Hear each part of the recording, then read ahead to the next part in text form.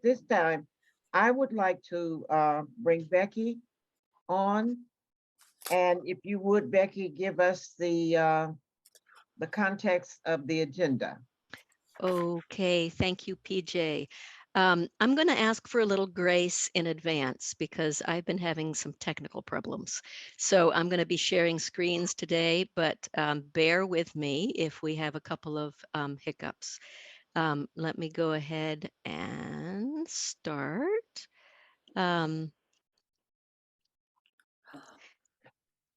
so let me just say, let me echo PJ's welcoming this, and I really appreciate, again, as always, Mary Lou McCloskey for putting our PowerPoints together. And this is a beautiful month to be having the stamp of John Lewis, right? And so let me just really acknowledge that that today is our Troubler meeting in Black History Month. And as soon as these stamps go on sale, I think most of us are going to go out and buy 1,000 of them. So lovely to be lifting him up. Let me say a little bit about the context, just as a reminder of where we are in the year. In terms of the legislative context, we are halfway through the Georgia General Assembly session, 20 days out of 40.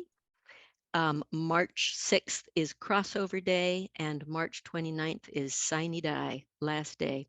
A reminder that whatever bills have not crossed over by March 6th will not make it through the session. We had started out the session in a fairly gentle way, but as most of you know, things have really been heating up, and we have been seeing some pretty awful transphobic, anti-LGBTQ, anti-voting rights bills, unfortunately, probably as expected. So you will all be, Pat's been sending out more alerts, and we expect that that will continue, if not just kind of heating up as we get a little deeper into this.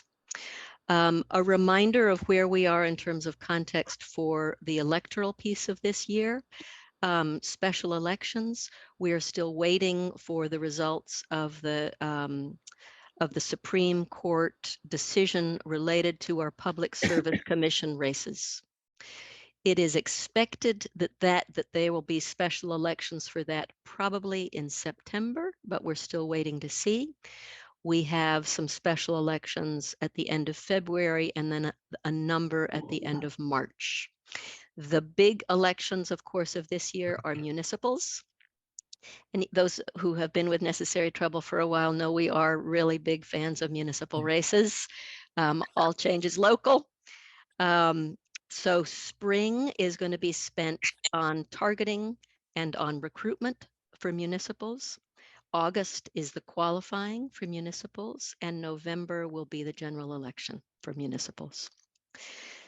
So that's the backdrop in terms of where we are in terms of the year. Let me say a little bit about the agenda for today, and really, in general, the agenda. Somebody can I ask folks if they don't, to mute themselves? That would be great. Thank you so much. So really the whole thrust of today's meeting is kind of where to from here. Where to from here in terms of protecting democracy, where to from here in terms of lifting up Democrats at all levels. And we have two tremendous kind of superheroes in this area, one national and David Pepper, who will be going first, and one more state level, Kimberlyn Carter, who will be going second. And then the last chunk of the meeting we'll be hearing about kind of what our Troubler priorities are looking like for 2023. So really looking forward to that. PJ, anything before I jump in about David? Oops, you're muted, PJ.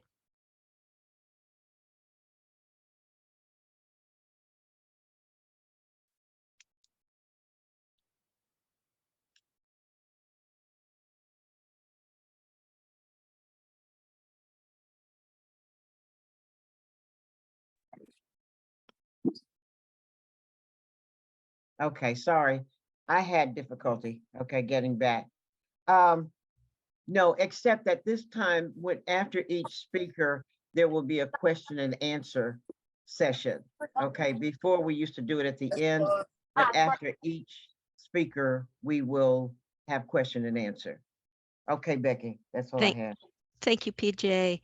Um, And let me just say that Mary Lou has just dropped in the chat two wonderful things, information about the US Post Office on the John Lewis stamp and a link to David Pepper's website. And let me just say a little bit about David Pepper. And let me say, first of all, that it's a real honor to have him here. David is from Ohio. He is a lawyer, a writer, a political activist. He's held elected office. He's the former chair of the Ohio Democratic Party. He's taught voting rights at the University of Cincinnati Law School. He has engaged in lots of fights and lots of litigation related to election law and voting rights. But there was something very particular, especially a few years ago, that really makes him a present-day superhero in terms of voting rights, which is he started he started presenting his vision and wrote a book called Laboratories of Autocracy, which is a takeoff on Laboratories of Democracy. And what he started talking about is that despite all the drama at the federal level and despite all the antics at the federal level, that the real peril, the real danger for democracy was taking place at the level of the state legislators. And it was taking place because out of control state legislators were passing legislation that undermined fundamental principles of democracy, that undermined fundamental principles of fair elections, and that more than anything else was creating the greatest danger to our ongoing democracy. And unfortunately, right, none of you will be surprised, but where else other than Georgia is there such a compelling, frightening example of all of those? So lots of folks on this call have been following David for quite some time, have been great admirers, and have been really grateful to what he has been putting forth and to his guidance. And so we are very grateful to have him here. David Pepper, welcome to Necessary Trouble. We are so happy to have you here. And let me say, please, folks, feel free to put questions in the chat, and after David is done, we'll come back and we will start to go through some of those questions. Thanks so much. David. Thank you. Thanks for having me, everybody. You all can hear me okay, right? Okay, I'm gonna give a caveat before I start. I happen to be on a family vacation, so if you hear chatter from a 6 and 8-year-old in the room, that's what that is. We are in a kind of a smaller condo, but and I've made sure they are fully dressed in case they run behind me. We're on a small beach getaway. I'm excited to be with you today. Obviously, I love the name of your organization. I probably quote John Lewis as much as anyone in my book and in my presentations. And he became a great friend to Ohio when I was chair of the party. He came again and again, often helping us march to the polls with young people. So I just love that that's the title of your great organization. I also will name drop for a second. I had the honor of being a law school classmate of Stacey Abrams.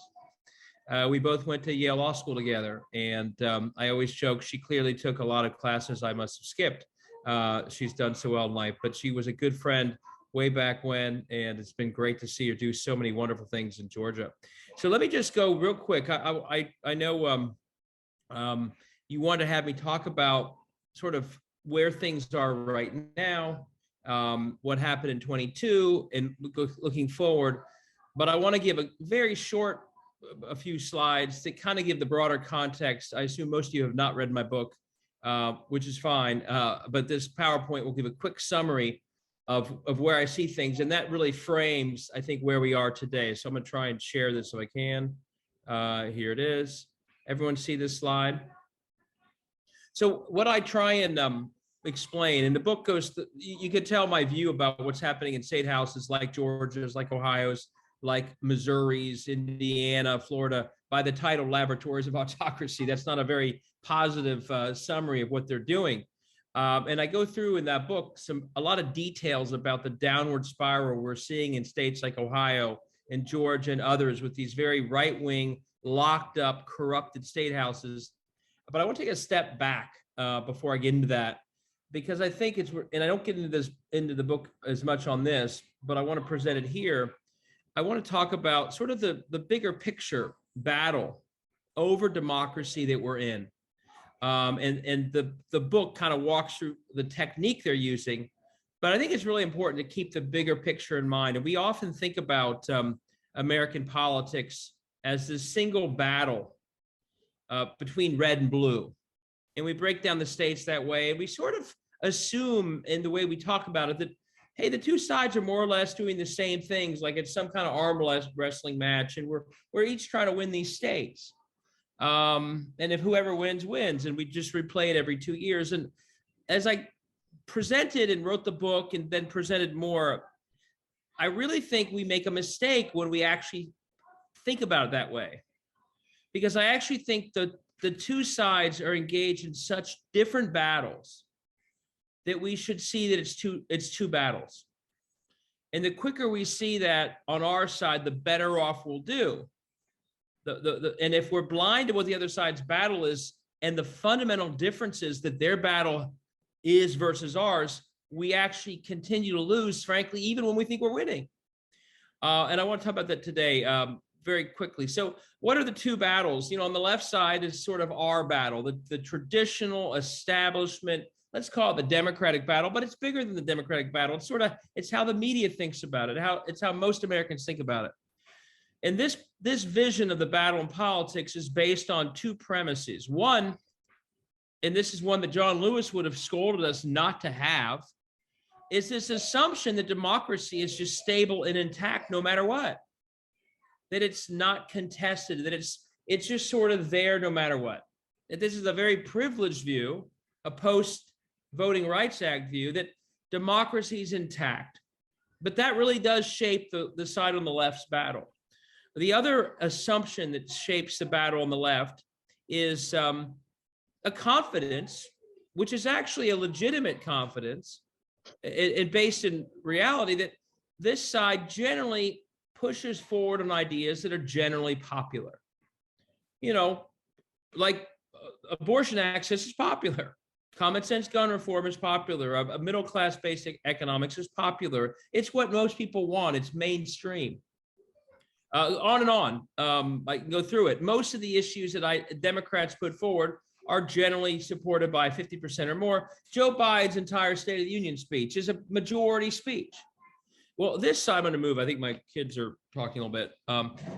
Well, the challenge is, so I'm sorry, I'm walking, so I have to, maybe I'm not good at thinking on my feet, I guess.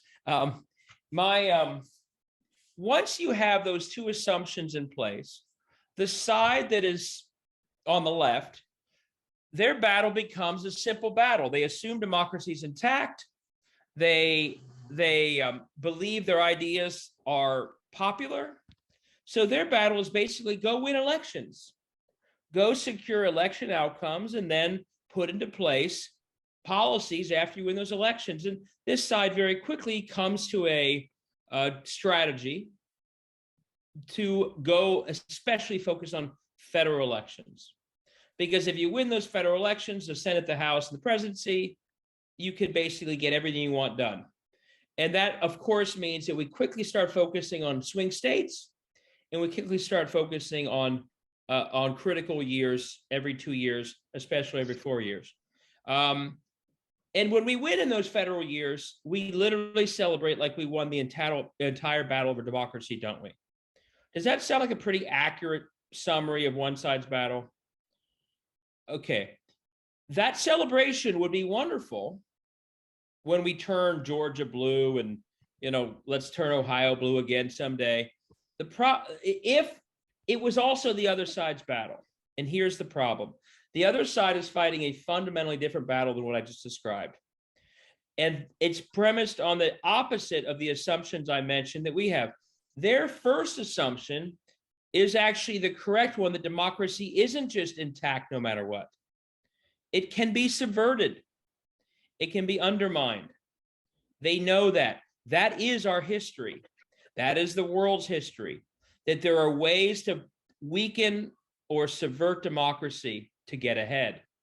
Number two, this side, unlike our side, actually understands that their worldview is deeply unpopular. They know that. Whether it's abortion bans, book bans, again, doing nothing on climate change, insane gun laws, these things are all unpopular. They know that. Why do you think Mitch McConnell told Lindsey Graham to stop talking about abortion last year? Why do you think he told Rick Scott to stop talking about Social Security? Why do you think they booed Biden when he brought up Social Security? They know these are Rick Scott now has abandoned his Social Security position, apparently, this weekend. They know that their views are very unpopular. But they also know that they can subvert democracy. So knowing those two things, they don't choose the battle we choose of trying to win elections on a fair playing field. Their battle is very different. Their battle is over democracy itself. How do you kind of subvert it enough to lock in an unpopular worldview? That's really their battle. And what do they do once they've decided that that is their battle? They have a very different game plan than ours. And this gets us into the book. And I don't have time to go through all the details, but where is the best place for them to accomplish this goal? Minority worldviews, locked out, sort of, but subverting democracy in a way that those minority worldviews can stay in place. Where do they go to do that? State houses. States turn out to be the perfect place to actually push through that plan. Why? States control every issue that people care about. You all know this. You just gave an update on it. Most people don't, unfortunately. States control every single issue they care about in their right-wing agenda. Abortion access, what's taught in schools, equality in all sorts of different ways. You name it, state houses control it more directly than Congress, more actively than Congress. State houses also draw the democracy of our country. You all know this. You're living it like we are. Stacey Abrams has been fighting it. The states do the election rule drawing. They write those rules. The first draft, usually the final draft. And with that power comes the power to shape the electorate, to hurt the voters that you don't want to vote, that you know will not vote for you. They also, as we learned painfully, they draw the districts. And with the power to draw the districts comes the power to shape a democracy that is either competitive and representative or one that locks in a minority worldview with no accountability. We know what they're doing with that power. They're doing the latter. They're creating fortresses of no accountability to push through the issues that they care about. I won't go through all the details, but they've been doing it for a decade. They've created systems across this country where in some cases, I don't know Georgia's numbers, but in Ohio, they are creating entire careers where not a single member of their state house majority ever is in a real election.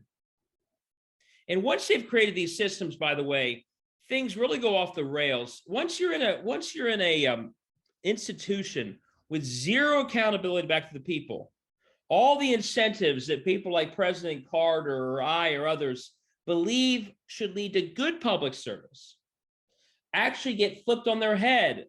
You know, if you're in somewhat of a competitive district where the people have the final say, you have an incentive to create good public outcomes, don't you? Hey, I made schools better. I lifted wages. I improved healthcare.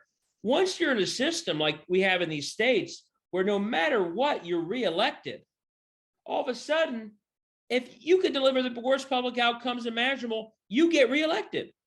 There's no longer an incentive to deliver good public outcomes. That's very dangerous. And not to get too cute about it, that's why you have trains running through towns with no rules, because there's no accountability in that town that's in a gerrymandered district. They can't do anything about a bad politician if they want to. So we have all over this country states with terrible public outcomes, and there's no longer anything anyone can do to get rid of the people that are passing policies delivering those outcomes. You have, though, major incentives to keep the private interests happy. You also no longer have an incentive to be a moderate. That's how you lose in this new world, but you have every incentive to be an extremist. So you add it all up and you come up with this amazing place where this far right world of extremists and for-profit grabbers like the Koch brothers, they have figured out that in these state houses where there's every incentive to be an extremist and every incentive to do the private bidding with no public accountability, if you want to put through a toxic right-wing agenda like this one, you go to state houses. And that's what they're doing. And of course, if you're going to do that, you have to keep gerrymandering. You have to keep suppressing the vote, because the truth is, if you actually ever were in a real democracy, having advanced your entire career extreme bills and bills that lead to terrible public outcomes, if you were ever in a real democracy, you'd lose the next election. You couldn't defend your work. So of course, every 10 years, they have to keep making it harder for voters that oppose them to vote, like they do in Georgia. And they have to keep gerrymandering because they realize, again, if they were ever in a real democracy, they would lose. Now, the bottom line is we have to come to grips with that. This is the fight we're fighting. I won't go get through all the great details, but well, how do we change once we realize we're in a battle for democracy itself that's anchored in states? My hope is we start to see far better how to win that battle than we do today. There are a couple key things we have to see, and you've lived some of these in Georgia. One, a battle for democracy is a long battle. It's not about the next cycle only. It's not only about the next federal cycle. It's about what are you doing day in and day out, week in and week out, to lift democracy, whether it's registering voters or winning those local offices, like you said, that are so important to you this year. And you never stop, like John Lewis never stopped. You don't quit because you had one bad federal cycle. You don't celebrate because you won one Senate seat in Pennsylvania as if that's everything. You keep going, you keep going, you keep going. Once you realize that you're in a battle for democracy, I think the long game aspect of what we have to do becomes much more clear. It's a battle for all 50 states. We can no longer simply battle this battle in states that magically meet this federal swing state test. Not fighting for democracy in all 50 states is why extremism is exploding everywhere. We're leaving dozens of states basically just susceptible to the extremists, and we're not fighting back because they don't meet the magical swing state status that Ohio has had for a long time and you guys have now. It's not good enough to see suppression in racism in Alabama or Mississippi. I don't care if they're not going to flip the presidential electoral map. We still should fight there. And when we don't fight there, we let extremism explode.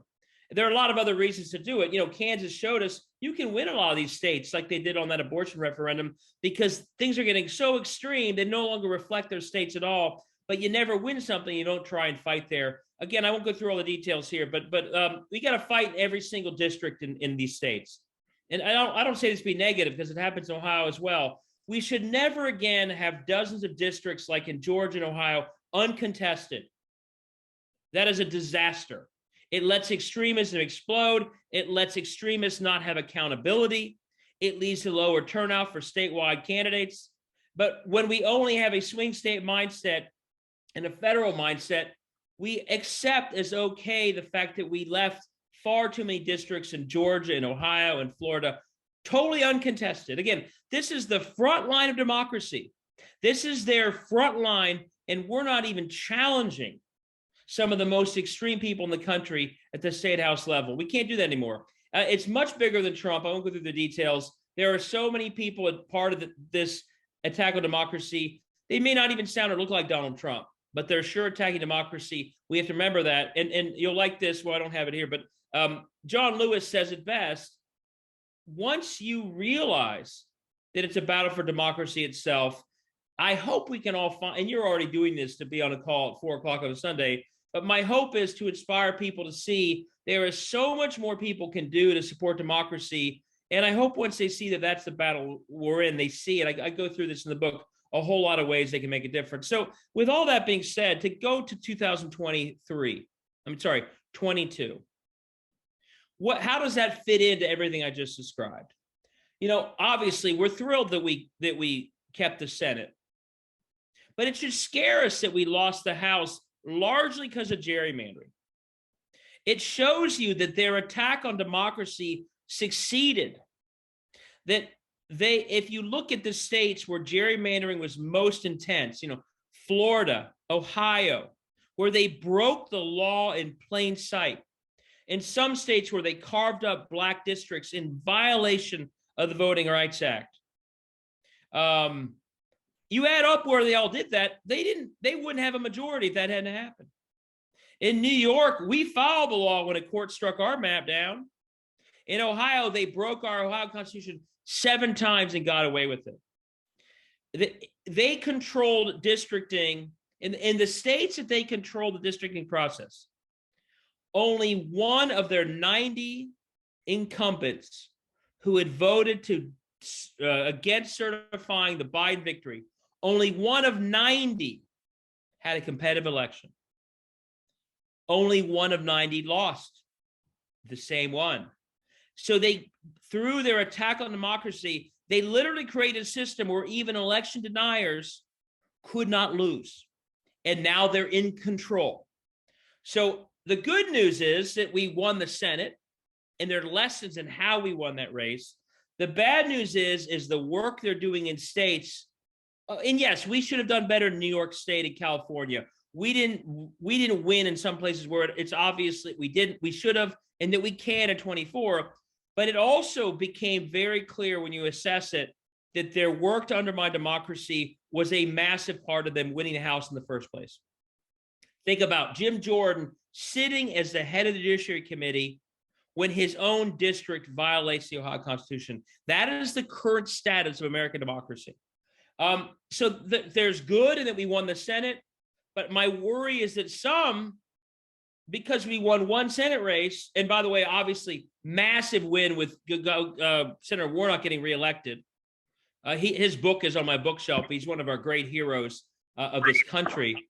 But let's be clear, losing the House was a 5-alarm fire that their attacks on democracy succeeded in changing the wind for that institution. But so it's a mixed bag. But when I hear people think, well, oh, thank God we saved democracy. But no more than we saved it in 20. We won the Biden election. We tied in the Senate, but they won state houses all over the country and then gerrymandered the hell out of the country and suppressed votes in all those states. And we all saw within 6 months of the 20 election that our celebration of beating Trump was premature. Democracy was certainly not gained there. And for the same reason, yes, it's great that we didn't lose Senate seats, but if you leave 22 thinking, oh, it's all over, we won, you haven't watched the last 20 years. Here's, though, the best news about 22, and you all know this, but it doesn't get the coverage. My biggest challenge, the reason I wrote the book is I worry sick that people are not seeing the nonstop attack at the state level. And that's why 22, to me, the sign of hope was not only the Senate wins, which essentially are playing defense, but we did go on offense in some places in 22 and win. And you all know this: Michigan, Pennsylvania, the Minnesota Senate. We picked up 12 seats in Pennsylvania to win that House back. The Pennsylvania State House I'm talking about. We flipped the Michigan Senate and House. And that is where the makings of long-term victory are. The fact that much more than 20, we defied history, and it was because of smart folks in a lot of different ways finally paying attention to the heart of democracy, which is in these states and state houses. And so it didn't change the world, but for the broader battle of democracy, I talked about a long game. In our long game, although 22 was a mixed bag federally, in our long game, the biggest gains were those state house victories and the fact, and you all know this, I'm sure, and by the way, yours is the one exception in a way, although he wasn't an election denier like the others, the fact that we had election deniers running for Secretary of State in many states that will determine the presidency in 24, did 20, they all lost. Now, I know your Secretary of State has done some terrible things, but I'd love to hear more from you, but he wasn't an election denier in the way these others literally were saying they would decertify the election of 20. They all lost. That's another really good sign, because in the past, these are the very races that we have lost, even as we won federal races. And so it was a mixed bag, some good, some bad, but the long game hope is that we're starting to build some muscle, and hopefully we have some muscle memory about how to win a lot of these offices that really shape democracy in that long game, and it's where they are going to win. And so my guess is Republicans also thought, oh gosh, this is the first time where Democrats didn't just focus on federal. They actually were trying to win state houses. I can go through some of what happened that made this happen, but they put more money into Secretary of State offices than the Republicans did.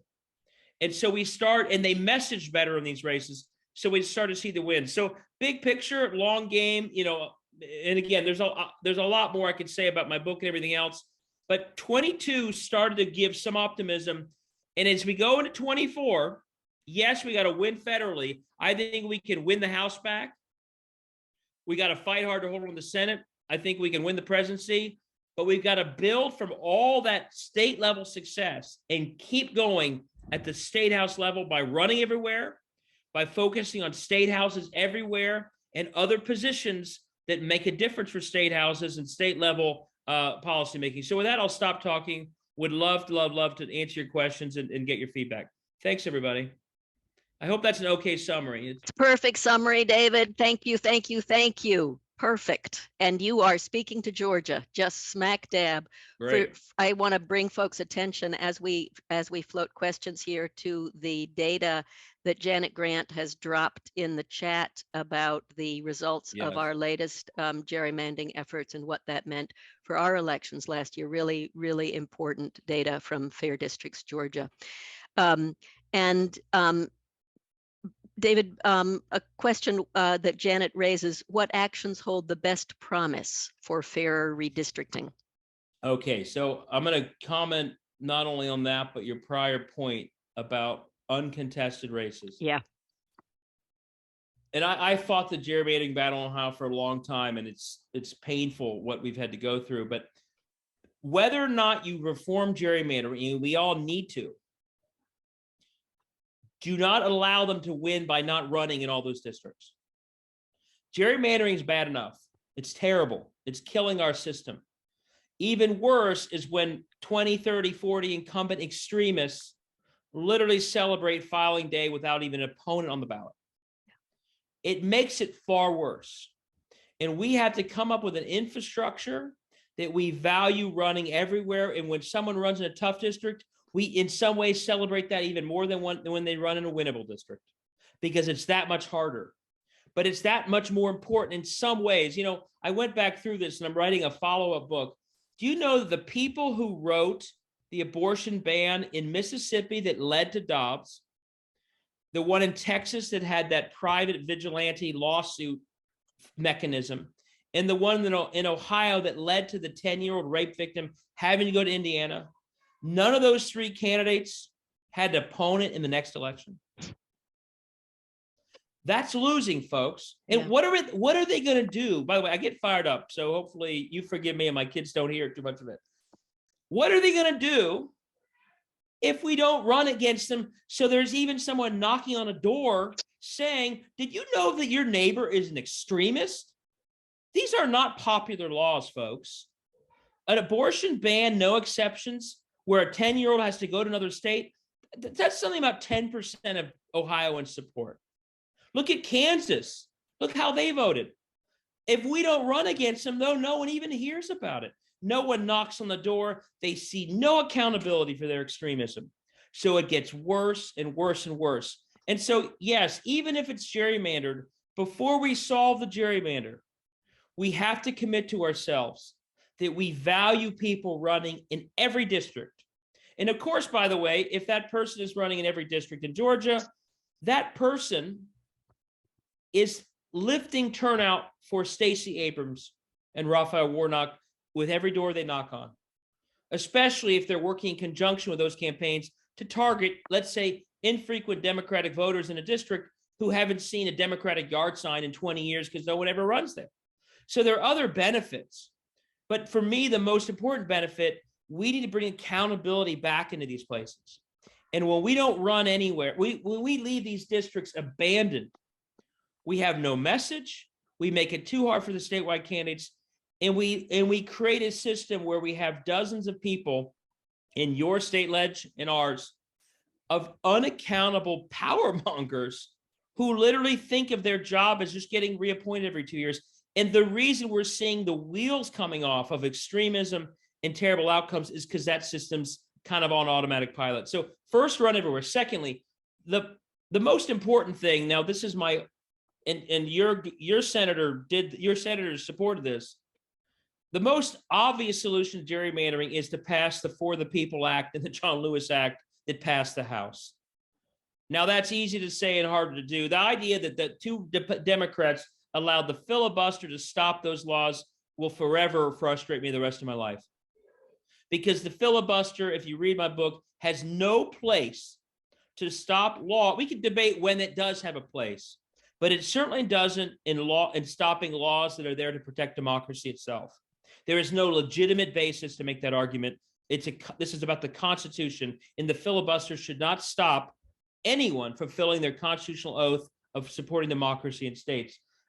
So my hope is we win the House back, which, by the way, there are 18 districts that Joe Biden won that we allowed a Republican to win in 22. We can win the House back, folks, especially if they act like they did in the State of the Union for the next 2 years.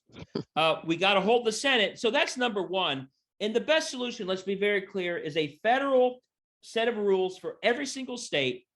So there's no temptation of the race to the bottom that we have right now, where every state starts a gerrymander because they think everyone else is. But in the meantime, this, and I don't know what your rules in Georgia in terms of citizen-led referenda, but the best solution short of the federal solution, which is the best solution by far, is to do what Michigan did, a citizen-led referenda where you get the politicians away from the table at all, and it's drawn up by a nonpartisan commission. The second best solution, which we try to do in Ohio, but the politicians showed you can't trust them, is to come up with a set of rules that really lock in the do's and don'ts of gerrymandering, not splitting up communities, obviously not violating the Voting Rights Act, et cetera, et cetera, et cetera. We showed through our system that that's actually the rules themselves lead to very fair districts and competition. But the politicians in Ohio, the Republicans, showed they are willing to violate the Constitution rather than follow those rules. So that's if you have people follow the rules, it works. But by far the best is what Michigan did. If you're able to do that in the state, that's the best way to go. But in the meantime, run everywhere. And there are a lot of reasons we don't run everywhere. It's essentially we do not have an infrastructure that values running everywhere. We have to build it. We're trying to build it in Ohio around something I started called Blue Ohio, where we literally crowdfund support and give it first to the candidates in the hardest districts. And we build from there, as opposed to only showering, Senate candidates with a lot of money. By the way, I'm going to drop my Substack link here for anyone interested in sort of hearing from me on a more regular basis. Beyond trying to convince people to buy a book, this is the easier way for people to sort of follow a lot of this stuff. So I'm going to drop that link on here for those who want to follow it. David, I'd like to ask a follow-up question, Sure. and I know that Kimberlyn Carter, who is speaking after you, will speak to this also, since she is also a superhero in building a structure of support for running in every single district and every single race. But I have a question about strategy and resources. Okay. This is a group you do not have to, we are in the choir in terms of the importance of state districts. We're in the choir in terms of municipal districts. We're in the choir of every race matters.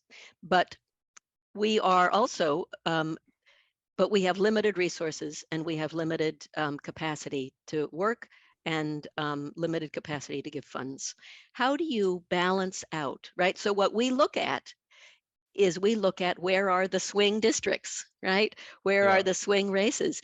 And so help us think through how we balance the importance of putting resources into actually flipping districts and how we balance that with the importance of supporting every candidate everywhere. How do you find your way through That's that? that's a great question. There's no easy answer. I mean, we just have to broaden our conversation of how we save democracy.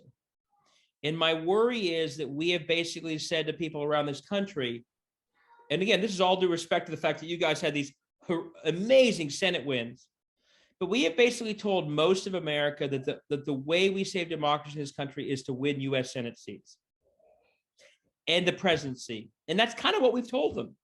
So we've said that so clear that when Amy McGrath runs against Mitch McConnell, she raises $100 million. Because we told people that's how we win.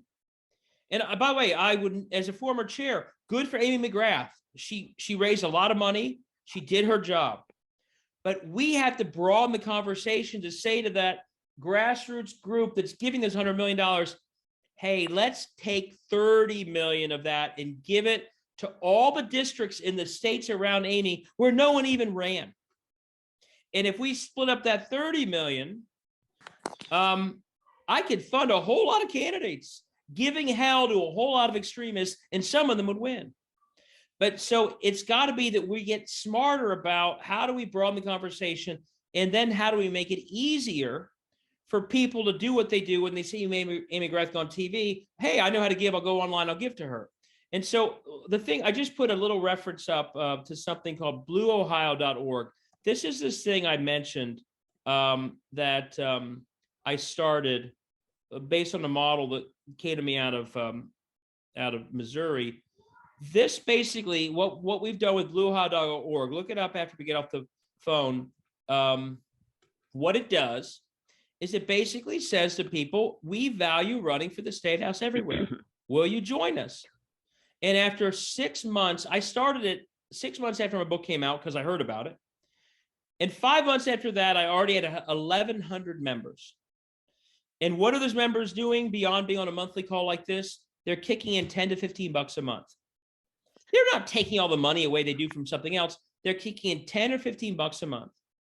And that alone allowed us to, here's an example of what it allows us to do. In 2020, beyond the 20 uncontested seats for Ohio State House, there were 13 seats that had less than $5,000 raised by the Democrat. In only 5 months of those monthly contributions, we were able to take the number of Democrats running for the state house in Ohio with less than 5,000 to 0, because we filled every one of their coffers up to a bathtub level. And that's in only 5 months. I'm pretty greedy when it comes to this stuff. I always get out my phone and get out my calculator and I think, wow, if I take my 1,000 members and make it 2,000 and then make it 4,000 within 2 years, and they're giving every month, right now they're giving, I will be the single largest giver to state house candidates in the state of Ohio, maybe outside of Norfolk Southern or something. And I will be giving it not to swing, but to the bottom up. I will level them all out at 8 or 10 or 12,000. And everyone giving those thousands are giving not for political payback or a favor, but to lift democracy. Now, again, that's 10 bucks a month. It's not changing anyone's budget enormously, although it's significant. But I think we have to start building mechanisms. Again, we value running everywhere. And by the way, you'll love this. Late in the campaign, we'd put the candidates we were helping onto calls like this. These are candidates that these donors would have never met because they never get any profile in our normal thinking. They were stars. People loved them. One woman was running as a write-in. She was so frustrated after Dobbs. She said, oh, I'm going to help whoever's running against one of my sort of right-wing opponents. Well, she found there wasn't one.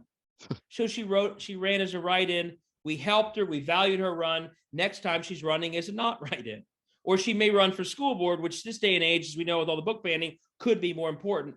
So the point is we have to start valuing on this. I'll put one other organization up, also really important. And it was this organization, some of you may have known about it, called the States Project. The States Project is putting together groups of donors like this, largely in blue states. I can make an introduction if you're interested.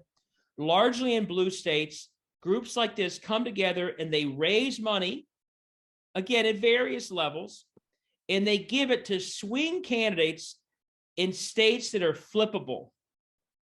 I was on calls with these folks over and over again, all over last year. Arizona, New York, California, mainly blue areas. Who did they adopt last year and give a lot of money to overall? Michigan, Pennsylvania, the very places we won. They basically, like that Amy McGrath, they said, we're going to give some of our money and time and volunteer time to these state house races that don't get enough attention. It works. So the good news is there is, although we don't have a broader infrastructure that does enough of this, there's sort of, and this is what Kimberlyn's clearly doing in Georgia, there's an organic grassroots infrastructure that's building to do this work, and we just have to keep doing everything we can to scale it up as much as we can. And I think some of that work is why we did start to see these sort of shoots growing out of the ground in 22 of success that we hadn't seen before. Beautiful. David, thank you so very much. Any final words? Any final words? For Georgia? For Georgia. I mean, I'm happy to share any of these best practices in more detail. B, let's start recruiting so we have people running everywhere. Absolutely. That number, and if you care, I love that you were citing the data. I always feel bad saying this. I was a party chair. It happened on my watch, so it's not to point fingers. We need to set a new standard. We don't let it happen. Right. And when people are running from those places, we support the hell out of them. We thank them when they run. Right. We help them all the way through. And if they lose, and most will, we keep on thanking them because they were literally champions of democracy when few others will do what they do. Right. So thanks, everybody. Kimberlyn, it's great to see you. Thank you also for all that you're doing. Thank you And, all. Take care, everybody. Thank you, David. Thank you for everything you're doing. And thank you for coming down and giving us just exactly the perfect pointer forward. Keep making good trouble. Oh, we will. We will. We appreciate it. I can tell. I'll see ya. Bye-bye. I can appreciate it. Enjoy your vacation, short as it is. PJ, back to you. And you're muted. Can you hear me now? Okay. All right. I want to thank also, David, I want to thank you, and Becky, I want to thank you all for his wonderful introduction and presentation. I picked up quite a few things, but the one thing that I got from all of that is responsibility, accountability, okay? Making our elected officials or anyone who is in whatever, make them responsible and accountable. So at this time, without any further ado, I want to bring up Miss Karen Davenport. And Karen is going to introduce us to our next speaker. And again, the same thing, she will put your questions in the chat and we will answer the questions after the presentation. So at this point, I want to bring up Karen. Karen, you've got the floor. Thank you so much, PJ. We are so pleased to have Kimberlyn Carter join us this afternoon as one of our speakers. Kimberlyn is the CEO, Executive Director of Represent Georgia. It's an umbrella organization that includes 3 separate organizations.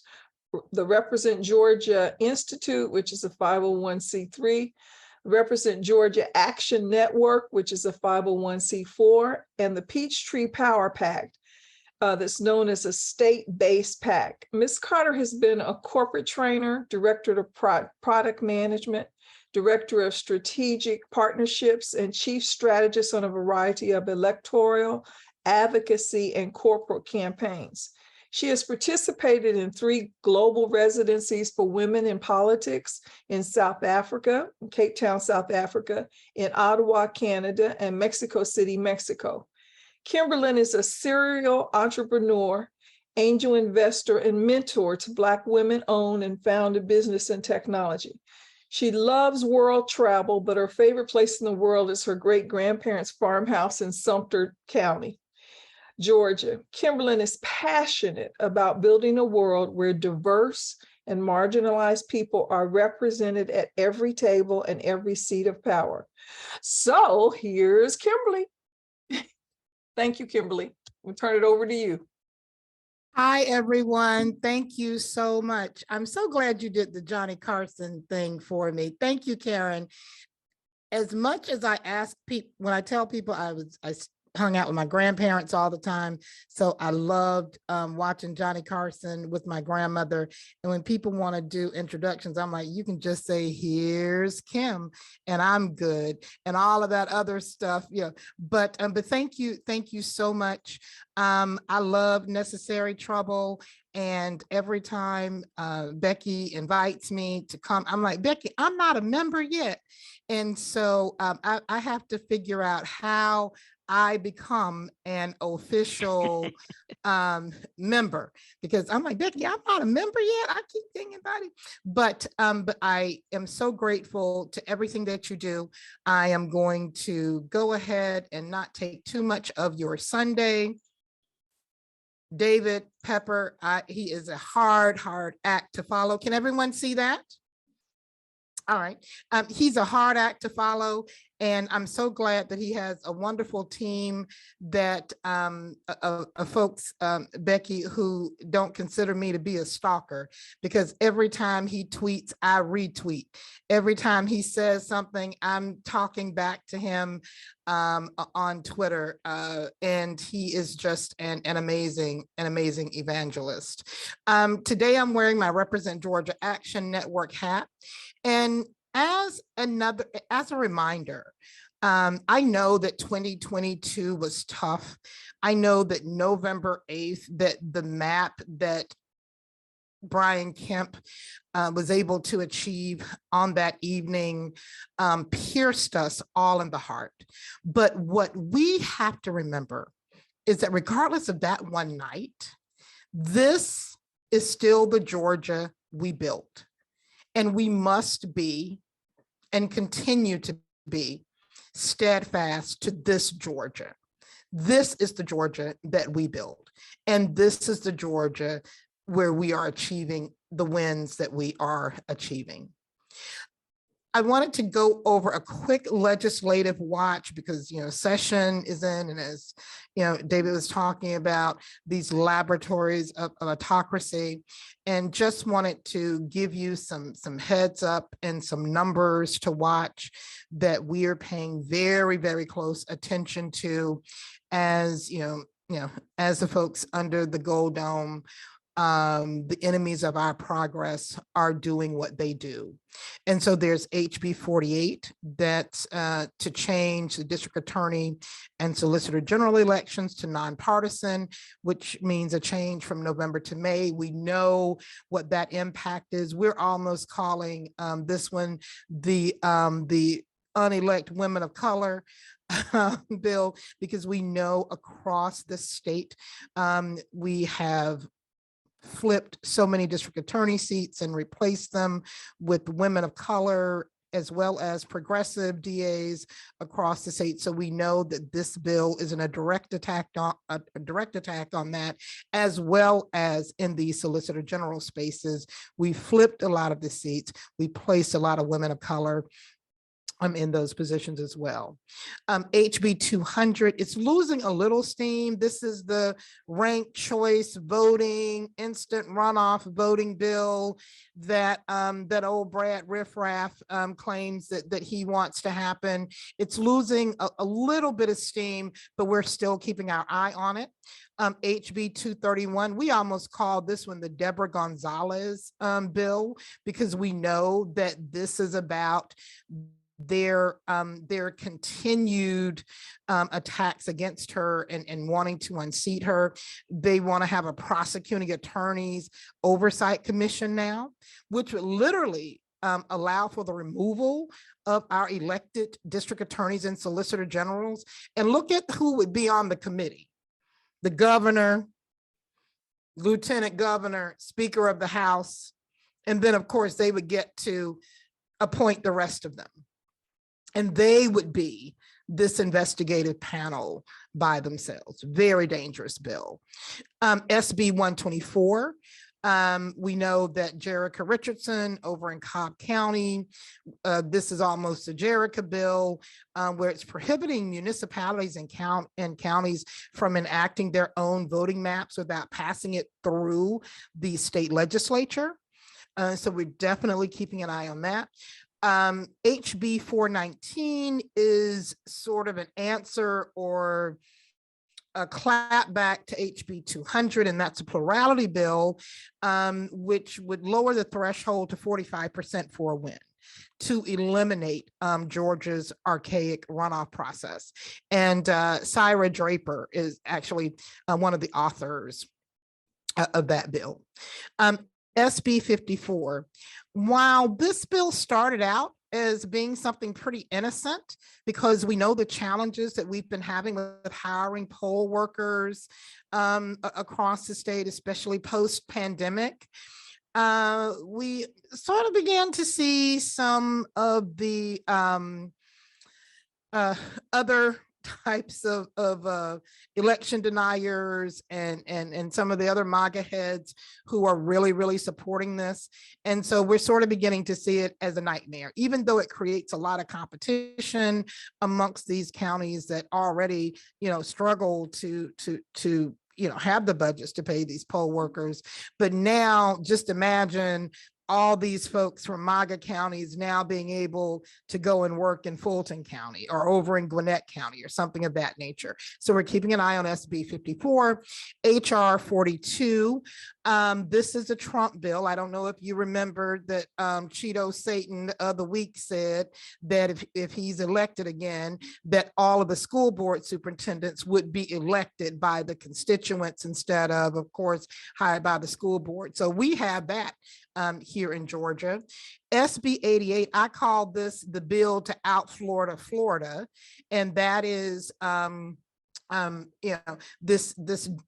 we're calling it the Don't Say Gay bill. It is definitely anti-LGBTQ plus. It is a direct attack on our young people. Teachers can't obtain or provide information to our students regarding their gender identity or their sexual orientation. It even goes deeper into talking about teacher dress codes and things of that nature.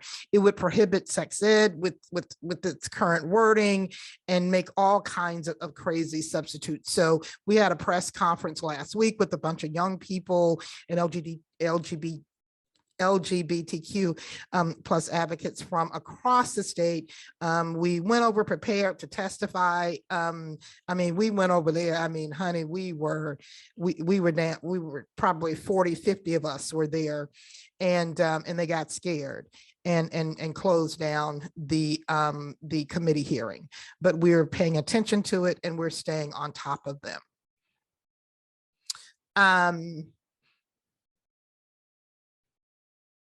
All right. Okay. And so November 8th. Yes, I know I am still shooketh. We're all still shooketh, shaken, broken about the results of November 8th. But we have to also talk about, well, what happened? Well, number one, SB 202 happened. I don't care what the polls say from UGA. I don't care what Brad Riffraff and his crew says about SB 202. I personally felt the impact. We felt the impact on the ground, and we know that SB 202 definitely impacted the results for November 8th. Yesterday I was in a 2-hour interview with the DOJ. So Merrick Garland's DOJ is determined to get this bill shut down. So I was in a 2-hour interview. They're coming down to Macon next week to interview some people. So please know we're still fighting. We had some major shortfalls in the funding for the C3 and the C4 coalitions that delivered the ground game for the 2020 wins based on that Georgia map we built. The money was not coming to us. It was all going to the top of the ticket. Becky will tell you, Pam will tell you, I'm just going to be straight with it. I can't sugarcoat it. I'm not even going to be nice about it. That is what happened. And so those organizations that you saw out there doing all that work, doing all that door knocking, we didn't have the same amount of funding coming our way. Number three, I just have to say it again, SB 202, right? Number four, the base was not thrilled with the top ticket and even less thrilled with the mid tier of the statewide ticket. 5, Georgia voters are election weary and were extremely election weary in 2022. If you can remember, just think about the number of times we had so many specials in 2022, along with, you know, primaries, nonpartisan races, runoffs. So the voters were very weary by the time we got to November. There was little to no investment in the down ballot, just like David was talking about, especially state house races. And unfortunately, that was because the C4 table, some of the organizations that normally were doing independent expenditures and things of that nature just didn't have the funds because they were all going to the top and none was coming to the bottom. The redistricting timeline and process, major impact to what happened on November 8th. And last and certainly not least, this idea that we have about some kind of trickle down turnout is not a thing. And if we don't remove that mindset or culture from Georgia, we're going to be stuck even when we have the winning advantage. But I'm a hope dealer. November 8th, all was not lost. Number one, we had the most diverse candidates on the ballot in the history of Georgia elections, albeit almost the history of national elections. More women showing up with the courage to run in elections across the state in hard to reach and even hard to win areas. Even this special election with the Senate District 11 and House District 119, 2 women of color stood up and said, I'll go, I'll run. You know, they put a spot of blue on the ballot. The recruitment coalition that Pam and Becky and a few, and I'm sure a few other members, and please join us if you want to. Our strategic partnerships really paid off. We invited NAPAC, which is the Nigerian American Political Affairs Committee, to come and talk to us about how we could work with them on recruiting more first generation African American candidates. Run for Something, that organization specializes in recruiting under 40 Black, Indigenous, people of color. Black Voters Matter with Fanika Miller and her team work with us from their C4 side on recruiting rural candidates and Black candidates in the Black Belt. And then last but not least, we started a women's recruitment corps and we work to recruit women statewide. We increased the number of judicial candidates across the state with more women and Black, Indigenous, people of color candidates than ever before. We had 23 Black women to run for judicial seats, 11 Black men, 3 Hispanic candidates, and we had 1 AAPI candidate for judge in 2022. We launched our Peach Power Pack, which identified and supported 80 down ballot candidates across the state with endorsements, funding, and a national partnership with Renew US. We sent money to folks in Ruby Red, hard to win and even hard to reach races. We fought off election denier candidates in county commission races like Fulton by electing Dana Barrett, the 4th woman to join over in Screven. And I'm sure you guys have already heard about Carrie Lake already trying to cause problems over there. Down in Dougherty County in Southwest Georgia by electing the first Black chair of their county commission and getting rid of, and we, you know, booted an incumbent commission chair who was also an election denier. We fought off these lunatic, well, I'll be nice. We fought off the Moms of Liberty school board candidates in every county except Charlton, where they literally flipped the entire school board. but we beat them everywhere else. For youth engagement, we work with youth orgs to keep early voting locations on campuses. Remember, even here in Fulton, they were trying to get rid of the early voting sites over at Morehouse and over at Georgia State and Georgia Tech. We added 3 HBCU campuses with early voting, and now 5 HBCU campuses across the state have precincts. Last week, the State Elections Board ended a 2-year case against the Food and Water 4 from Dougherty County based on the new SB 202 law. Happened in Macon, Georgia, my hometown, at Mercer Med, at the Mercer Med School Auditorium. We showed up down there as well. These folks had been waiting for 2 years before the state board met. And it was a decision to refer them over to the Attorney General for SB 202 violations. However, we fought that case and we won. So we are building. These are some of the amazing, diverse candidates. These 2 young men, he's down in Muskogee County. He's a state house rep now, first timer. Mac Sampson down in Southwest Georgia, first time. Rua, we love Rua. She's not only historic in being the first Palestinian woman elected to a state house in our state, but we're finding that she's making records in other places as well. There's Syra and Marvin, and up here in the corner, when we talked about our connection with NAPAC, we have sent this time 5 candidates of African descent to our state legislature. Gabe Okoye, Shaguna Dinia, Tish Nagus, Phil Oloyaye, I'm probably butchering these names, Solomon Adesanya. Just imagine that the very country where the transatlantic slave trade began, that brought free Africans here to enslave them, now has 5 of them, 5 people from that country, from those West African countries, representing us in our state house. And so wanted to just make sure that everyone knows that we are still I think we should change the name of Georgia from Georgia, the Peach State, to Georgia, the Perpetual Election State. I don't know what the logo would look like, but I mean, that's just what we need to change it to.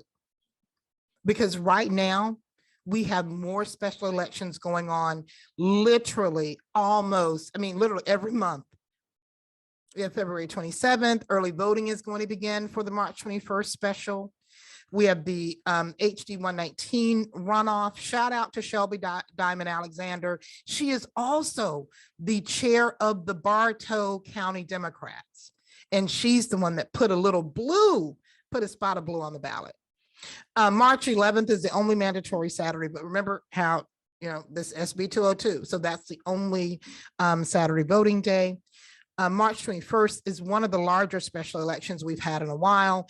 April 18th is the runoff. We have multiple candidates in all of them. 2023 municipal qualifying week. That's going to be in August 21st to 25th. So we still have a lot of time to do some great work before the November 7th general. And just to show you just how big this March 21st special election is, we have a state house district race.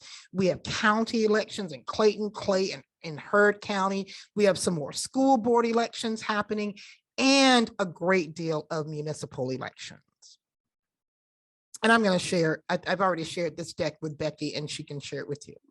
We wouldn't be able to accomplish this work without necessary trouble and the Georgia Candidates Directory. It helps us with forecasting. It helps us with knowing where the elections are.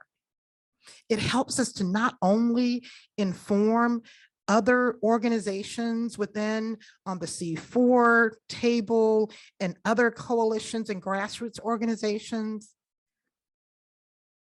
but we're beginning to use this directory when we're talking to everyday Georgians. You need to know your numbers. This is what I'm telling them. And this is where you go to know your numbers. You need to know your districts. You need to know your House district, your Senate. Go on over here to the directory of Georgia candidates. It is an immensely critical tool to securing, saving, and building a Georgia that truly works for everyone. And I can't thank you enough for it. So 2023 is a critical year. Securing our democracy is a bottom-up process. This top-down mess, this whole idea of trickle-down turnout, it's killing us on the ballot. Municipal elections are great opportunities for us to do deeper base building, right? To reconnect with the base and to run off these crazies.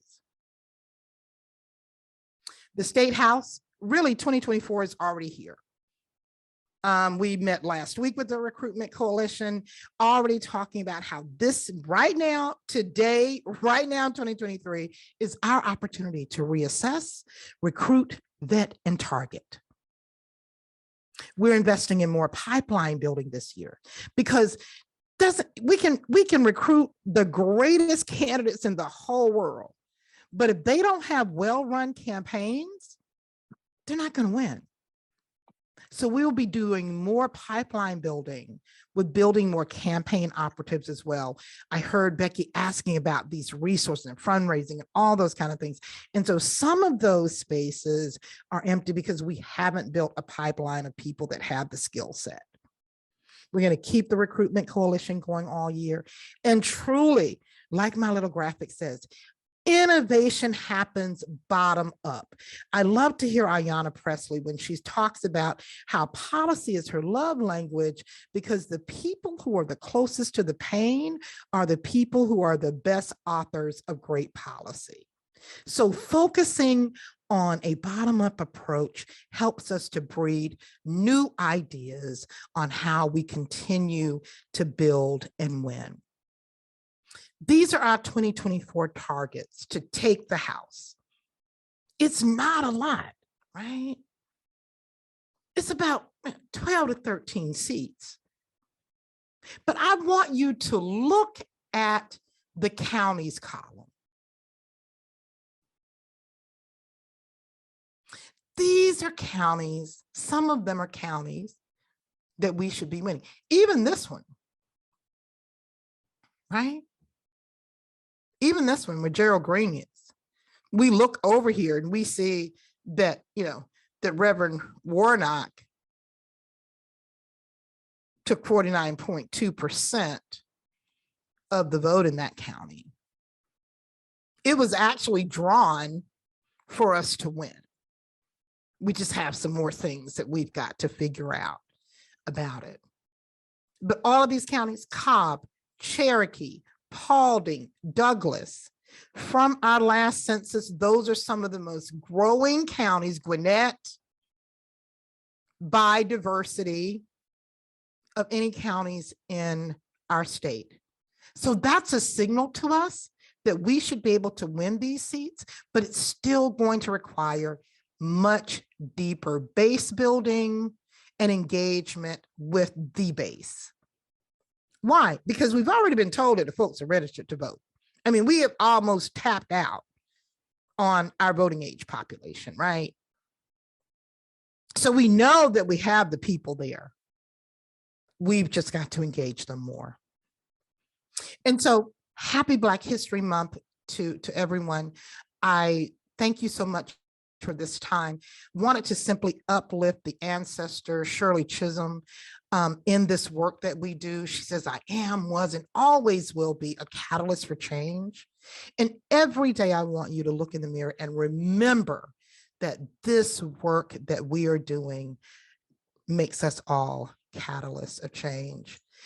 Thanks, Necessary Trouble, for all you do to make Georgia a more just place to live, where every voice is uplifted, respected, and heard. Thank you so much for allowing me to come today.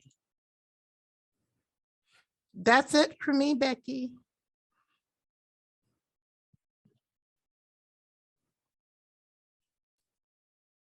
Thank you, thank you, thank you so much, Oh, Kimberly. thank you, Karen. We have a few questions that I think you could probably, you've given us so much helpful information, so we so appreciate. Yes, Becky, you have the deck, and please feel free to share it. So just one thing, what would you suggest would be the greatest thing that we can do to kind of impact some of the legislative bills that you showed us initially in your presentation? Keeping track of when our lobbying days are. That's one way. That way you get a chance to meet other necessary troublers who don't know that they're necessarily troublers. I hate being down there at the belly of the beast. I hate going down. It gives me a full headache. But you have to show up. You have to be there. When these guys start seeing a bunch of us hanging around, they do begin to change. They do begin to feel the pressure. Additionally, all of us can become citizen lobbyists. The fee is $20. It's right. You go and register. I can send you the information on how to register. It's right over in the Slappy Floyd building. It's up in the Secretary of State's suite area, and you can become a citizen lobbyist, which also provides you with a different access to the legislators as well. So you're going to forward the information in terms of where we could register to be the citizen lobbyist. Absolutely, I certainly will. And you said one other thing. And you get a badge and everything. You get different type of access than other people who are not badgeless to different hearings and meetings. And once again, when you're on that rope and they see that badge, they're going to stop and talk to you. And that's on both sides of the aisle. When they see that badge, they're going to stop and talk to you. And so as you can see those aren't, my list is some of the worst, but that's not all. You should see some of the environmental bills these nuts have up there this year, increasing methane gas exposure for all of us, and just insanity. No, one thing that you said earlier was making sure that we are coming to the lobby days. It has often been my experience that you find out about lobby days the morning of or the last minute. I agree. Is there another process that we're missing that, I day notice instead of? Yeah, I received something called the Night Owl every night that sort of gives a list. And what I'll do is I'll start forwarding them over, or I'll just ask if I can get email addresses and add them. And this not only lists all the hearings, but the special lobbying days, the bills and all of that, where they are in the process, so forth and so on. That would be great. And they do a really great job of it because it's not cumbersome. I mean, it's chunked up in a pretty easy way to decipher. But I totally agree with you, Karen, about how with the lobbying days, sometimes it's the day of, and you look on TV and be like, what? We didn't know, that these, because they do have an abortionist murder bill that was sort of swimming around. But I think because they're trying to out Florida, that, they're looking at some other shiny objects and trying to do some bills similar to what DeSantis is doing in Florida now. Okay, so SB 54 was sponsored by Elena Parent. Do you know, has she changed her position on that particular bill? Do you know that? Not that I know of. Okay, and I think one more. Can you speak to the issue of resources for those Dems running in super red districts? You kind of addressed this a little bit, but can you expound upon it in terms of more ways that we can support that issue? Absolutely. Well, Pam, they can help us out over here at the Peach Power Pack. We are going to have a strategic planning retreat, and we're definitely going to invite Necessary Trouble to join us at that retreat, because David's idea of Blue Ohio is a little bit of the premise behind the Peach Power Pack, but Georgia is different, y'all. Y'all know, I don't care how other people doing things, Georgia always has to be different. And then I think a lot of people don't realize that Georgia has 159 counties, you know, and so it is a difficult, you know, it is a difficult slog. It's a difficult climb, but we have been able to secure a national partner, and I'm working on getting us a couple of other national partners who can help to resource us so that we can support those candidates. Some of the thank you notes we received from those candidates, you know, just brought us to tears. Okay, I think I've gotten most of the questions out of the chat. Are there any other questions for Ms. Carter this afternoon? I have one. I didn't know what, I think you called it trickle down voting is not a thing. I didn't know what you meant by that. So trickle down turnout is the idea that if the top ticket has all the resources and the top ticket is fine, that the turnout is just that everything's going to trickle down from the top. Okay. And it's just not, I mean, and unfortunately we are seeing it in Georgia. Trickle down turnout is not working for us. That's not a theory that's working for us. It's the bottom up approach, I think, that's going to work and going to help us to not only, you know, build this stronger democracy, but also help us to achieve these wins in Georgia. Well, Kimberlyn, thank you so much. This has been such an informative afternoon. Thank you for taking some time and meeting with us so we can truly organize our next steps. PJ, I'm going to turn it back over to you. Thank you so much, Karen. And I want to reiterate and thank Kimberly and Karen. And I want to ask Becky now to introduce the next portion of our meeting. And we're going to be talking about the report outs from the leads for travelers planning group, traveler planning groups. Okay, so Becky. Beautiful. Thank you. And let me just say that I really would follow Kimberlyn Carter anywhere. I think she is one of Georgia's treasures, strategically and in a million ways. So let me go on to this next piece. Okay.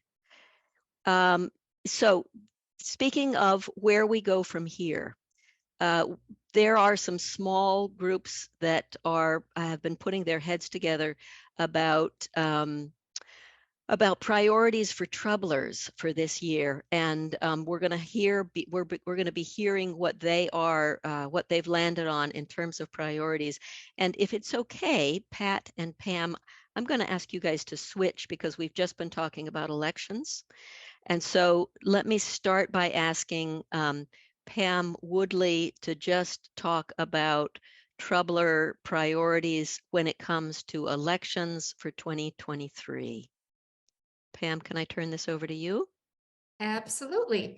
And I just wanted to make sure everybody knew the connection between what David Pepper was saying and what Kimberlyn is saying, because this Peach Power Pack, which I have the privilege of being on the board of, and it's been amazing because Kimberlyn is truly amazing, it's all about what David Pepper was talking about. It's about paying attention to those what we call the down ballot races in the hard to win areas and supporting those people, you know, even giving them $250 and hey, thanks for running, you know, That's what that pack is all about. And I think you'll be hearing a lot more about it. And that the blue Ohio that David was talking about, I think is something Kimberlyn is using as a model. So the election subgroup, what we have chosen 3 main priorities for 2023. The first one is keeping up the candidate directory.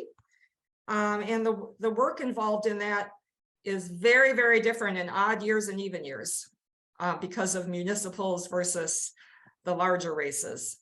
Are we soliciting volunteers, Becky? Oh, Becky froze on me.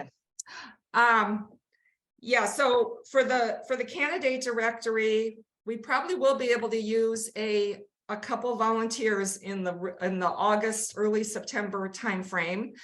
I really need, in municipal years, what I need are people with really, really good, just spreadsheet skills. I mean, just, people really comfortable in a spreadsheet. So if you think you might want to help with that, let me know. Our second priority is for elections is going to be working for the 2 Public Service Commission Democrats who are going to be featured at our next meeting. And they'll explain the whole lawsuit situation and all that. But we expect there to be a special election in the fall for Public Service Commission. And it's kind of, it'll be a huge, very, very, very challenging fight, but still it's a good situation for Democrats because I believe Democrats are far more passionate about PSC type issues, which are how much we pay in our utility bill for our utility bills and the environment. I think Democrats are way more passionate about both of those issues than Republicans. It's not a culture war thing that Republicans get all hot and bothered about. So I think, all that plays in our favor. Of course, going against us is that they're running against incumbents, of course, and Georgia Power and all those, their lobbyists and everything else will be for the incumbents, which should be a red flag to voters right there. Why does Georgia Power prefer and will do everything to keep Republicans elected when they're supposed to be an adversarial relationship? Well, it isn't today.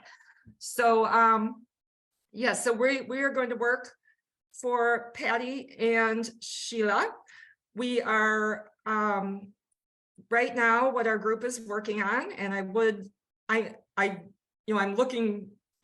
to form a team that wants to see this through this year. So far, people have helped me brainstorm, but I've told them that's not a commitment. They're going to see it through. But what we really want to do is develop a statewide network of progressives that will work for these 2 women because it's likely going to be a statewide election for both of them. Voters will be able to vote for both of them. So it's not like we're picking one over the other. And they're a great team, I think, as you'll see. 1 Black woman, 1 white woman. They have very different styles and different focuses. So they're a great package. So what we're working on right now is an email that we'll ask all of you to send it to all your friends and family. Karen Davenport is going to help us get to all the Democratic Party county chairs. We've got a lot of other ideas how to tap. We'll be working with indivisible groups. So it's and this email is going to explain the situation and ask them to sign up for how they want to help these 2 candidates through all the normal stuff we do: postcards, phone banking, texting, placing yard signs, holding fundraisers. So since the actual election date hasn't been announced yet, what we're trying to do is get everything in place. Who wants to do what? We want to start, have everything in place ready to go when that election date is announced. So we'll already have our postcards printed. We'll have addresses. We'll know who wants to write them. That's the goal there. The third priority is going to be to work for 2 municipal candidates. And our criteria for those 2 candidates, we will use probably the recruiting coalition that Kimberlyn was talking about to help us select these 2 candidates that we're going to work for. And the criteria will be that they are in a tough but winnable race, and that they're a high potential person, a person that will be part of our bench and could eventually proceed to Georgia legislature.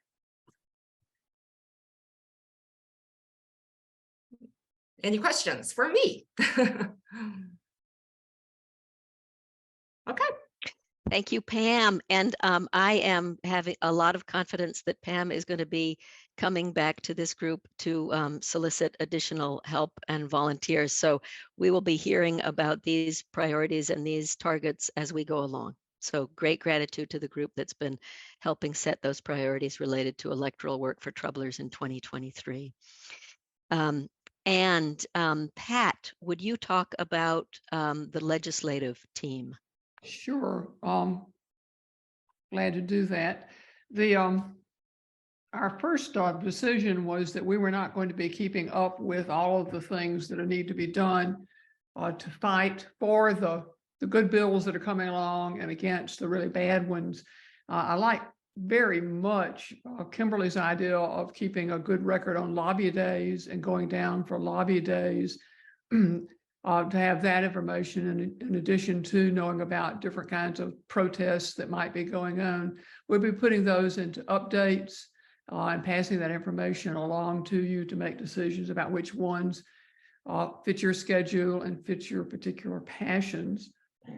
The other thing we're doing is working with the two state legislators that we've sponsored and worked with as candidates. So with Jasmine Clark and with Imani Barnes. At this point, if you'll remember, Imani really, she's so completely new to this and is gradually building a staff, but she doesn't have a lot of help. And so we've put together a small team to help put together her newsletter. And we got the very first Imani Barnes legislative update newsletter out this past week. Rod DeRimmer and I have been working on it, but also working with some help from her staff members. We're going to have a new banner that's going to be done for it to make it have a little bit slicker, more professional look. Sam Roberts, who's a professional graphic artist and is son of Troubler Barbara Pearson. So he's agreed to do the new header for those newsletters. And Rod and I will meet every Monday with Imani's chief of staff. So we'll have a better idea of what's happening in her work and what kinds of things she wants to forefront in the upcoming newsletters. I suspect we'll also be doing some not newsletter length, but just a short length alerts to things that she wants people to know about. And one of the things we have realized is that she really needs help building up the mailing list.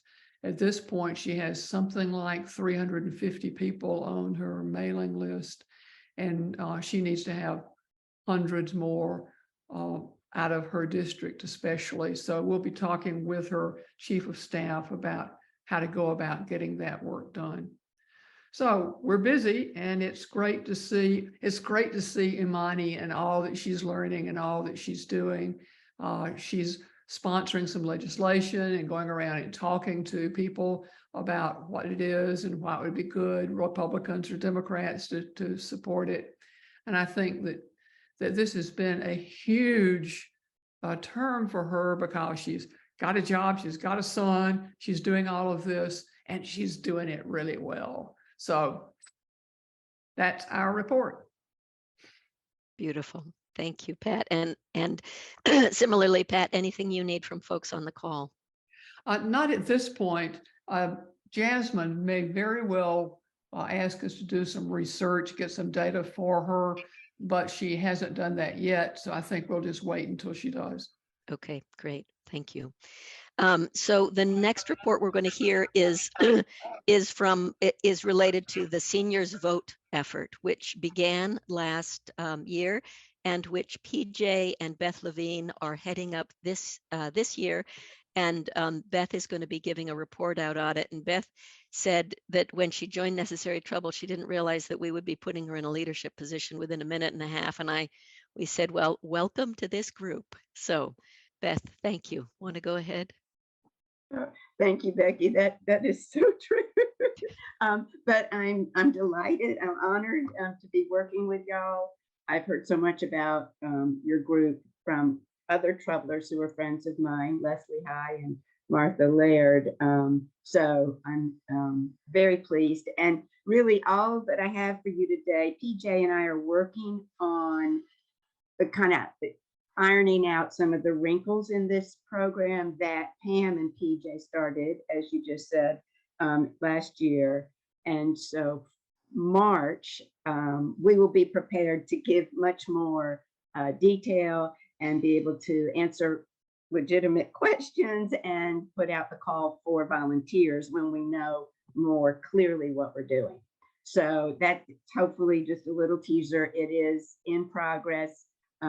Every time I talk to PJ, I get all excited.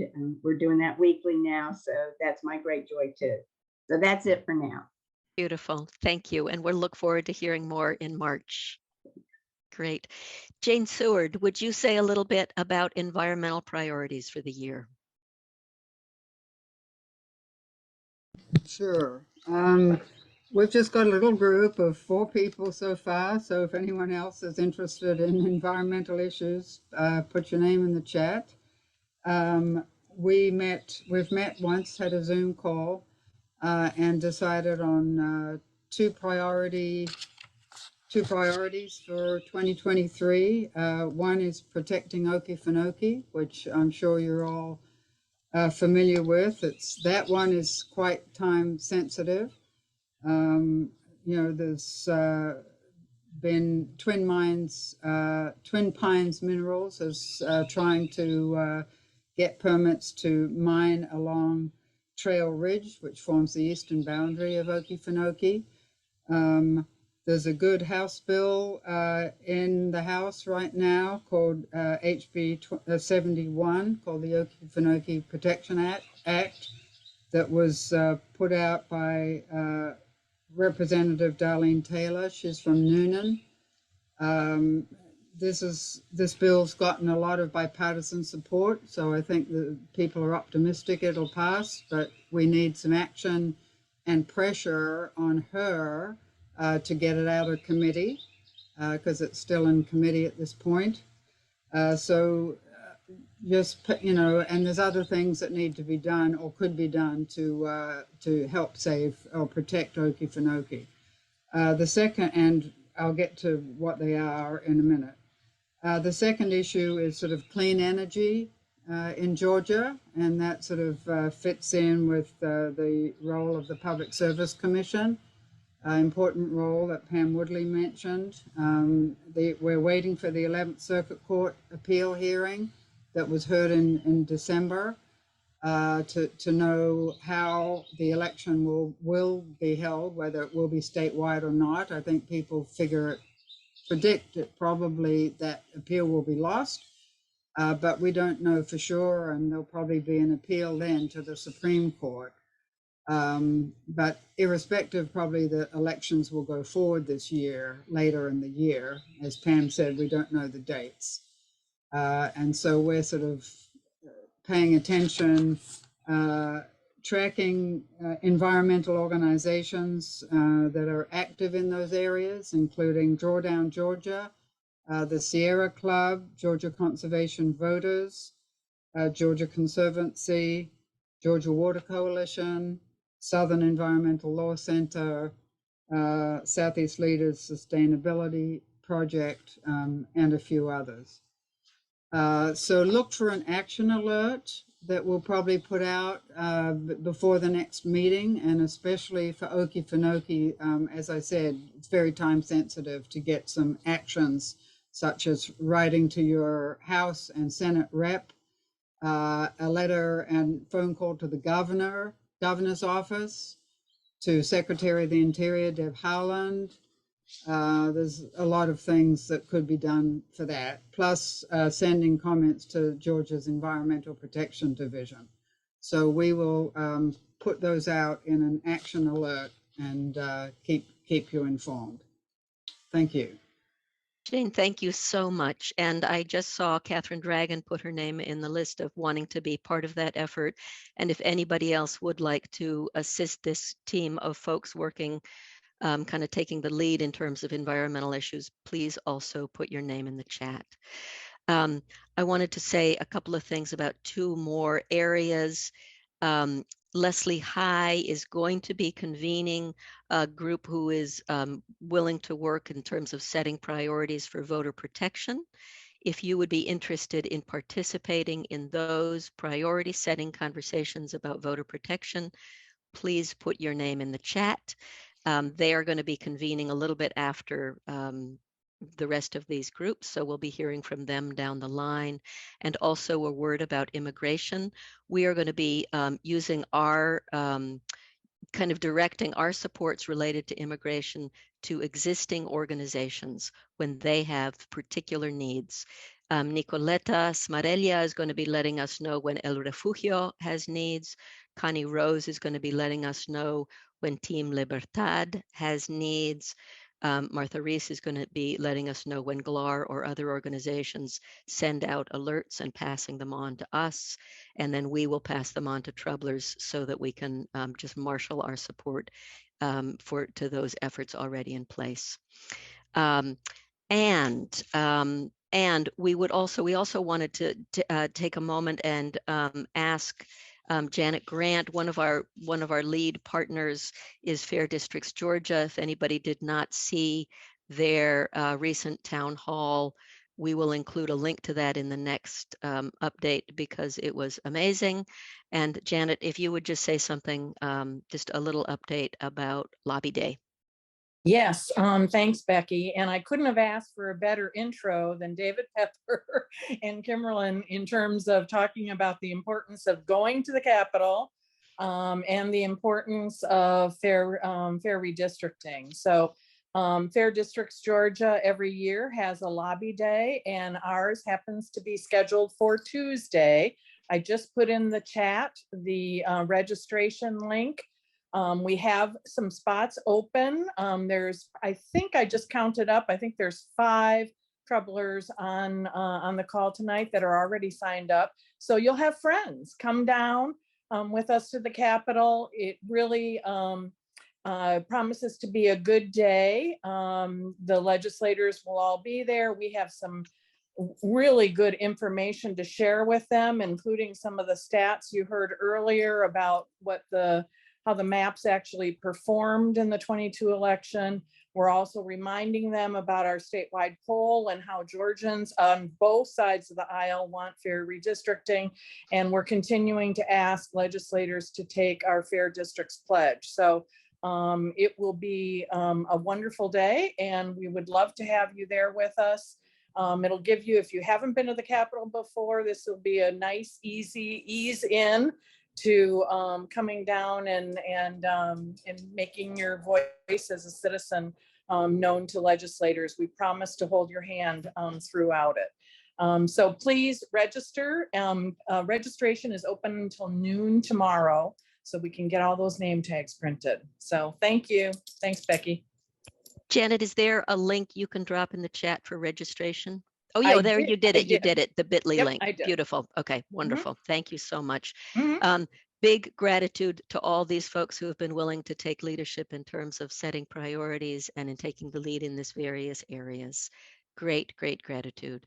PJ, anything before anything before we keep going? No, at this point, we're looking at the closing song. But I think, we had said that I would do this after the song, but I think I better do it now because folks might leave, okay? And I just wanted to, before the closing song, to announce about our next meeting, okay, that's going to be held on March the 12th, okay? And we will be featuring the Democratic candidates for this year's Public Service Commission election. I want to take this moment to to thank everyone who has presented today, everyone who attended the meeting. If you all are like, I never leave this meeting without having something to take with me until the next month. So that being said, that's my segue into my little inspiration that I wanted to give you all as we go forward. It comes from the Psalms, and it says, how good and pleasant is it when God's people live together in unity. You want to take us away with the song, Becky? Thank you, PJ. Absolutely. It's Okay. a really good segue to the song. And we had started talking about February as Black History Month. And if I can get this song going, hold on one second here.